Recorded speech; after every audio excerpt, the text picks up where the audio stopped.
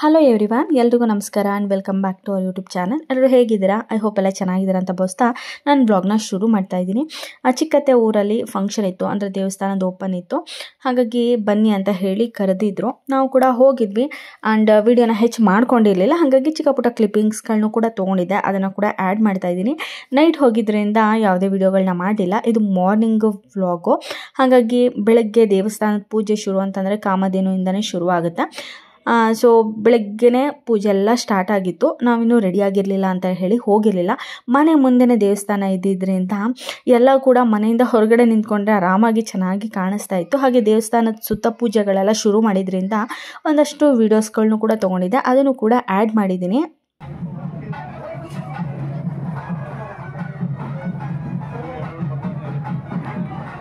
So ಬೆಳಿಗ್ಗೆ ಪೂಜೆ opening ಎಲ್ಲ ಇತ್ತು. ತುಂಬ ಜನ ಇದ್ದಿದ್ದರಿಂದ ಪೂಜೆಗೆ ಹೋಗಲಿಲ್ಲ.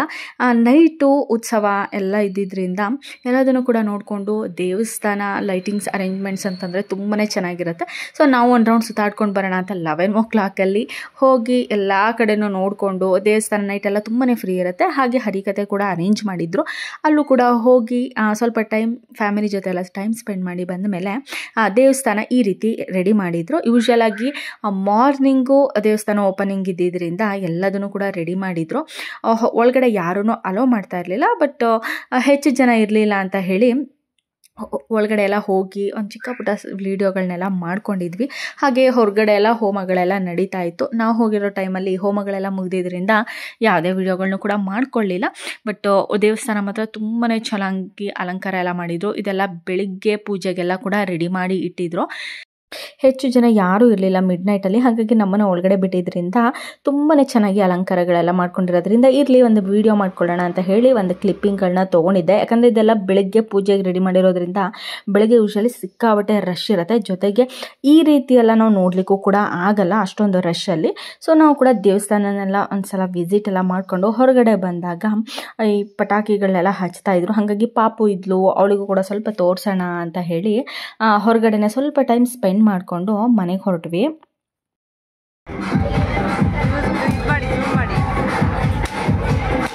ಫಂಕ್ಷನ್ ದಿನ ಯಾವುದೇ ವಿಡಿಯೋಗಳನ್ನೂ ಕೂಡ ಮಾಡ್ಕೊಳ್ಳೋಕ್ಕಾಗಲಿಲ್ಲ. ತುಂಬಾ ಕ್ರೌಡ್ ಇತ್ತು. ಜೊತೆಗೆ ತುಂಬಾ ರಿಲೇಟಿವ್ಸ್ ಎಲ್ಲ ಬಂದು ಹೋಗೋದ್ರಿಂದ ಹೆಚ್ಚು ವಿಡಿಯೋ ಮಾಡ್ಕೊಳ್ಳೋಕ್ಕಾಗಲಿಲ್ಲ. ಸೊ ಫಂಕ್ಷನ್ ಎಲ್ಲ ಮುಗಿಸ್ಕೊಂಡು ಮನೆಗೆ ಬಂದು next day father's day celebration ಇತ್ತು ಸ್ಕೂಲಲ್ಲಿ. ಹಾಗಾಗಿ ಬೆಳಗ್ಗೆ ಹರೆಬರಿಯಾಗಿ ಬಂದಿದ್ದು ಲೇಟ್ ಆಗಿದ್ದರಿಂದ ಸ್ಕೂಲಿಗೆ ಕಳಿಸಿದ್ದಾಗಿತ್ತು. ಅವ್ನು ಕರ್ಕೊಂಡು ಬರ್ಲಿಕ್ಕೆ ಹೋಗಬೇಕಾದ್ರೆ ವಿಡಿಯೋನ ಕಂಟಿನ್ಯೂ ಮಾಡ್ತಾಯಿದ್ದೀನಿ. ಫಾದರ್ಸ್ ಡೇ ಆಗಿದ್ದರಿಂದ ಯೂಶ್ವಲಾಗಿ ಪ್ರತಿ ವರ್ಷವೂ ಕೂಡ ಒಂದೊಂದು ರೀತಿ ಡಿಫ್ರೆಂಟಾಗಿ ಏನಾದರೂ ಇನ್ನೋವೇಟಿವ್ ಆಗಿ ಮಾಡಿ ಕಳಿಸ್ತಾರೆ. ಅವ್ನ ಫೇಸ್ ಎಕ್ಸ್ಪ್ರೆಷನ್ನೇ ಚೇಂಜ್ ಆಗಿಬಿಟ್ಟಿತ್ತು. ಅಮ್ಮ ಕಾರ್ಡ್ ಕೊಟ್ಟು ಕಳಿಸಿದ್ದಾರೆ, ಏನೋ ಕೊಟ್ಟಿದ್ದಾರೆ ಅಪ್ಪಂಗೆ ತೋರಿಸ್ಲಿಕ್ಕೆ ಅಂತ ಹೇಳಿ. ಇದು ಗಿಡ ಅಂತೆ, ಇದು ಚಿಟ್ಟೆ ಅಂತೆ. ಸೊ ಮಕ್ಕಳು ಹೇಗೆ ಬರೆದ್ರು ಒಂಥರ ಖುಷಿ, ಚೆನ್ನಾಗಿದೆ. ನೋಡಿದ ತಕ್ಷಣ ಕೂಡ ಗೊತ್ತಾಗುತ್ತೆ. ಇನ್ನೇನೇನು ಬರ್ದವನೆ. ಓಕೆ, ಇಲ್ಲ ಲವ್ ಯು ಅಂತ ಬರ್ದಿದ್ದಾನೆ. ಆ್ಯಂಡ್ ಅವರು ಓನ್ ರೈಟಿಂಗಲ್ಲೇನೋ ಬರ್ಸಿದ್ದಾರೆ ಮೇ ಬಿ. ಹಾಗಾಗಿ ಬರ್ದಿದ್ದಾನೆ ಚೆನ್ನಾಗಿ. ಹ್ಯಾಪಿ ಫಾದರ್ಸ್ ಡೇ ಅಂತ ಹಾಕಿ ಇಲ್ಲಿ ಪಪ್ಪ ಅಂತ ಹಾಕ್ಬಿಟ್ಟಿದ್ದಾನೆ. ಹ್ಯಾಪಿ ಫಾದರ್ಸ್ ಡೇ ಪಪ್ಪ. ಓಕೆ, ಇದನ್ನು ಅವ್ರ ಅಪ್ಪಂಗೆ ಕೊಡ್ಬೇಕೀಗ. ಅವನು ಚೆನ್ನಾಗಿ ಬರ್ದಿದ್ಯಾ ಚಿನಿ? ಇನ್ನು ಫಾದರ್ಸ್ ಡೇ ಆಗಿರೋದ್ರಿಂದ ನಾನು ಸ್ಪೈಸಿಯಾಗಿ ಮಾಡೋಣ ಅಂತ ಹೇಳಿ ಸ್ವಲ್ಪ ಎಣ್ಣೆನ ಆ್ಯಡ್ ಮಾಡಿಕೊಂಡು ಇದಕ್ಕೆ ಚಕ್ಕೆ, ಲವಂಗ, ಈರುಳ್ಳಿನ ಹಾಕಿ ಚೆನ್ನಾಗಿ ಫ್ರೈ ಮಾಡ್ಕೊತಾ ಇದ್ದೀನಿ.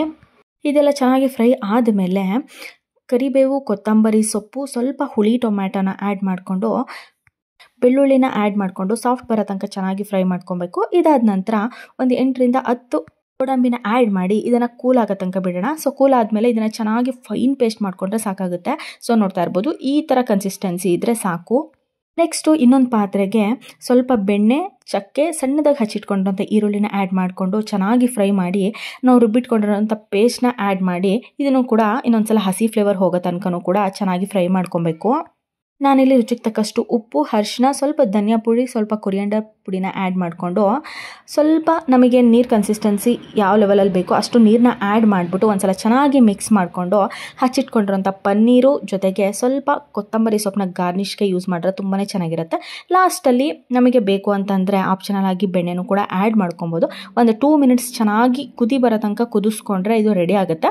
ಸೊ ರೆಡಿ ಆದಮೇಲೆ ಲಾಸ್ಟಲ್ಲಿ 1 ಸ್ಪೂನ್ ಆಗುವಷ್ಟು ಕಸೂರಿ ಮೇಥಿನ ಚೆನ್ನಾಗಿ ಕೈಯಲ್ಲಿ ಮ್ಯಾಶ್ ಮ್ಯಾಶ್ ಮಾಡಿಕೊಂಡು ಆ್ಯಡ್ ಮಾಡಿದ್ರೆ ಸಖತ್ತಾಗಿರೋವಂಥ ಪನ್ನೀರ್ ಬಟರ್ ಮಸಾಲ ತುಂಬಾ ಟೇಸ್ಟಾಗಿ ರೆಡಿ ಆಗಿಬಿಡುತ್ತೆ. ಇದು ರೋಟಿಗಾಗಿರ್ಬೋದು ಅಥವಾ ಚಪಾತಿಗಾಗಿರ್ಬೋದು ತುಂಬಾ ಪರ್ಫೆಕ್ಟ್ ಕಾಂಬಿನೇಷನ್ ಅಂತ ಹೇಳ್ಬೋದು. ಸೊ ನಮ್ಮ ಮನೇಲಿ ನನ್ನ ಮಗ, ಹಸ್ಬೆಂಡ್, ಪಾಪು, ನಾನು ಪ್ರತಿಯೊಬ್ಬರು ಕೂಡ ಇಷ್ಟಪಟ್ಟು ತಿಂತೀವಿ. ಹಾಗಾಗಿ ಈ ಸ್ಪೆಷಲ್ ಡೇ ದಿನ ಇದನ್ನು ಮಾಡಿಕೊಟ್ರೆ ಎಲ್ರಿಗೂ ಖುಷಿ ಆಗುತ್ತೆ ಅಂತ ಹೇಳಿ ಇದನ್ನು ಪ್ರಿಪೇರ್ ಮಾಡಿದ್ದೆ. ಟೇಸ್ಟ್ ಮಾತ್ರ ತುಂಬಾ ಚೆನ್ನಾಗಿತ್ತು. ಇದಾದಮೇಲೆ ಸಾಯಂಕಾಲ ಹೊರಗಡೆ ಎಲ್ಲಾದರೂ ಹೋಗಿ ಬರೋಣ ಅಂತ ಹೇಳಿ ಹೊರಗಡೆ ಬಂದಿದ್ವಿ. ಮಗನಿಗೆ ಸ್ಕೂಲಲ್ಲಿ ಒಂದು ಪರ್ಟಿಕ್ಯುಲರ್ ಶಾಪಲ್ಲೇ ಶೂಸ್ ಪರ್ಚೇಸ್ ಮಾಡಬೇಕು ಅಂತ ಹೇಳಿದರು. ಹಾಗಾಗಿ ಅವನಿಗೆ ಶೂ ತೊಗೊಂಡ್ಬಿಡೋಣ. ಲಾಸ್ಟ್ ಇಯರ್ದು ಶೂ ಅವನಿಗೆ ಸ್ವಲ್ಪ ಸೈಜ್ ಇಶ್ಯೂ ಇತ್ತು. ಹಾಗಾಗಿ ಹೊಸ ತೊಗೊಂಡ್ಬಿಡೋಣ ಅಂತ ಹೇಳಿ ಬಂದಿದ್ವಿ. ಫೈನಲಿ ಹೋದ ತಕ್ಷಣ ಸಿಕ್ತು ಸೈಜು. ಅವನಿಗೆ ಎಲ್ಲೇ ಹೋದರೂ ಸ್ವಲ್ಪ ಸೈಜ್ ಇಶ್ಯೂ ಆಗುತ್ತೆ. ಹಾಗಾಗಿ ಆ ಶೂನು ಕೂಡ ಬೈ ಮಾಡಿಕೊಂಡು ಸ್ವಲ್ಪ ಅವನು ಅದು ಬೇಕು ಇದು ಬೇಕಂತೆಲ್ಲ ಸ್ವಲ್ಪ ನೋಡಿದ್ದೆಲ್ಲ ಹಠ ಮಾಡ್ತಿದ್ದ. ಅವನನ್ನು ಕೂಡ ಸಮಾಧಾನ ಮಾಡಿಕೊಂಡು ಫಾದರ್ಸ್ ಡೇ ಆಗಿರೋದ್ರಿಂದ ಹಸ್ಬೆಂಡಿಗೆ ಏನಾದರೂ ಗಿಫ್ಟ್ ಕೊಡ್ಸೋಣ ಅಂತ ಹೇಳಿ ಪ್ಲ್ಯಾನ್ ಮಾಡಿಕೊಂಡೆ ಹೊರಗಡೆ ಬಂದಿದ್ದು. ಅವ್ರಿಗೆ ಹೇಳಿರಲಿಲ್ಲ ಆ್ಯಕ್ಚುಲಾಗಿ. ಬಟ್ ಇವನು ನನಗೆ ಕೊಡಿಸಿ ಅದು ಕೊಡಿಸಿ ಇದು ಕೊಡಿಸಿ ಅಂತ ತುಂಬಾ ಗಲಾಟೆ ಮಾಡ್ತಿದ್ದ. ಸೊ ಅವನಿಗೂ ಕೂಡ ಒಂದು 2-3 ಟಾಯ್ಸ್ಗಳನ್ನೂ ಕೂಡ ತೊಗೊಂಡ. ಬಿಡಲಿಲ್ಲ. ಇಲ್ಲೆಲ್ಲಾದರೂ ಹೊರಗಡೆ ಕರ್ಕೊಂಡೋಯ್ತು ಅಂತಂದರೆ ಒಂದು ಇದೇ ಪ್ರಾಬ್ಲಮ್ಮು. ಸೊ ಅವನಿಗೂ ಟಾಯ್ಸ್ಗಳನ್ನ ಕೂಡ ತೊಗೊಂಡು ಹಸ್ಬೆಂಡಿಗೆ ಯೂಶ್ವಲಾಗಿ ಕೇಕ್ ಕಟ್ ಮಾಡಿಸೋಣ ಅಂತ ಅಂದ್ಕೊಂಡ್ವಿ. ಬಟ್ ನನ್ನ ಚಿಕ್ಕ ಮಗಳಿಗೆ ಸ್ವಲ್ಪ ಕೆಮ್ಮಿತ್ತು. ಹಾಗಾಗಿ ಹಸ್ಬೆಂಡ್ ಬೇಡ ಅಂತ ಹೇಳಿದ್ರು. ಸೊ ಅದರ ರಿಪ್ಲೇಸ್ ಆಗಿ ಏನಾದರೂ ಕೊಡಿಸ್ಬಿಡೋಣ ಅಂತ ಹೇಳಿ ಬಟ್ಟೆನಾದರೂ ಕೊಡ್ಸೋಣ ಮಕ್ಕಳಿಂದ ಅಂತ ಹೇಳಿ ಕರ್ಕೊಂಡು ಬಂದ್ವಿ.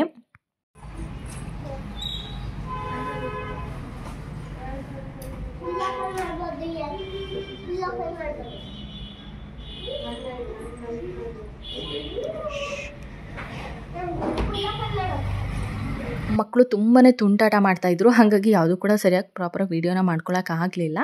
ಒಂದು ಪೇರ್ ಡ್ರೆಸ್ ತೊಗೊಂಡ್ರು, ಫಾರ್ಮಲ್ಸ್ ಶರ್ಟು ಮತ್ತು ಪ್ಯಾಂಟು. ಯೂಶ್ವಲಾಗಿ ರೆಗ್ಯುಲರ್ ವೇರಿಗೆಲ್ಲ ಯೂಸ್ ಆಗುತ್ತೆ ಈ ರೀತಿ ತೊಗೊಂಡ್ಬಿಟ್ರೆ. ಫ್ಯಾನ್ಸಿಯಾಗಿ ತೊಗೊಂಡು ಅಂತಂದರೆ ಫಂಕ್ಷನ್ ವೇರಿಗೆ ಅಷ್ಟೇ.